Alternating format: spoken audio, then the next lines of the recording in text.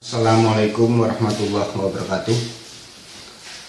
Nama saya Sardilan, Kecik Gampung Serki, Kecamatan Langkahan, Kabupaten Aceh Utara. Dalam hal ini kami ingin menyampaikan ucapan terima kasih.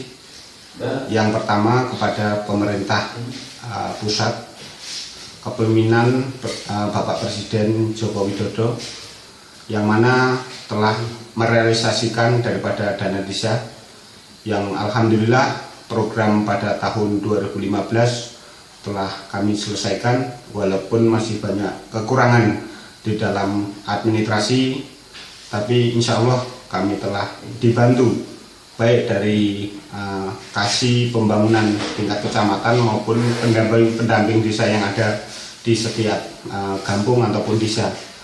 Dan untuk tahun 2016 kami juga telah mempergunakan dana yang 60% dan juga alhamdulillah telah terrealisasi. Namun yang mana di sini harapan daripada kami, pembinaan daripada pemerintah khususnya di bidang manajemen pelaporannya, kami sangat menyadari masih banyak kekurangan daripada SDM yang ada di kampung-kampung ataupun di desa-desa.